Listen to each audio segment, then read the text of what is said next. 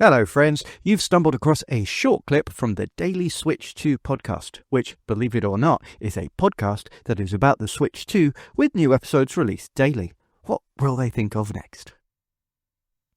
In the last day or two, Nintendo of Canada have put out a statement warning that Switch 1 prices will be raising. The hardware, the physical games, and even the digital games. Here's the quote. Pricing for the original Nintendo Switch family of systems and products will change based on market conditions. These include Nintendo Switch, OLED model, Nintendo Switch Lite, physical and digital Nintendo Switch games, and Nintendo Switch accessories. For now, that's only in Canada, but I would be willing to bet money that many regions will follow suit. Okay. Why? Let's get into this. Firstly, based on market conditions is a kind of weasel-worded way of saying because we want to and we're going to do it. Because, okay, you can talk about, not to be political, but you can talk about tariffs and you can talk about, economic problems and financial issues in the world and you can talk about foreign exchange rates. Yeah, sure, okay. But the key point there is physical and digital Nintendo Switch games and Nintendo Switch accessories. A large amount of those Nintendo Switch accessories don't have problems with tariffs because they don't contain electronics from the areas that are most affected. And the digital games, they're ethereal. They aren't physical. There's no import or export duties on them. Okay? So market conditions, that's bull. They're increasing the prices because they want to. So why do they want to increase the prices on the Nintendo Switch, the OLED, the Switch Lite, and the physical and digital Nintendo Switch games and Nintendo Switch accessories? Why? If the Switch 1 console price is higher, it makes the Switch 2 look like a better deal to people going in to buy a new console. And if the Switch 1 games are higher, it makes the Switch 2 games look less pricey too.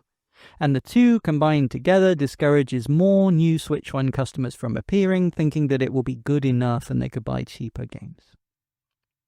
But more importantly, perhaps, it discourages the Switch 2 owners from buying Switch 1 games to immediately then upgrade. I've had several people, both in my comments and on Reddit, tell me that they've found it's cheaper to buy the physical versions of certain games from retailers who are selling at less than RRP, and then buy the upgrade to the Switch 2 version from the Switch 1 version, which they found cheaper. And by doing that, it's cheaper than just buying the Switch 2 version directly from Nintendo. And when you do that, a portion of the sale goes to another retailer when it could have gone to Nintendo. So, of course, Nintendo don't like that. Also, developers or publishers loudly telling people to buy the Switch 1 game and then upgrade it draws more attention to the problem, and it will make more customers ask why there isn't a physical Switch 2 version. It's just not a good look. And by the way, the price increases don't just apply to the Switch 1 because, quote, other Nintendo products, including Amiibo and Nintendo Switch Online memberships, will also experience price changes. So they include the cost of Switch Online service and upgrade pack. So even if you're just a Switch 2 user, be prepared that this will likely go up in price, along with those lovely Amiibos, which you sometimes need to unlock certain game features. So many people, if you want the full experience on certain games, including Zelda games and including the upcoming Donkey Kong Bonanza as well, they kind of feel like you need the Amiibo. It's almost like kind of physical DLC. So there used to be a time when Nintendo reduced the price of their games and systems over time. I know, crazy, what a concept. They even had player's choice kind of budget ranges after games hit 1 million copies, and they bulk sold classic titles to retailers so that people buying the system when a price cut happened could easily experience what they missed out on. The NES itself was re-released as a budget system with budget games as a cheaper alternative once the Super Nintendo launched, so people who couldn't afford it could buy the NES instead. And the same happened to the Super Nintendo once the N64 launched. Every Nintendo console before the Switch got at least one major price reduction during its lifespan, and many of them got several, some of them very, very quickly, like in the case of the 3DS.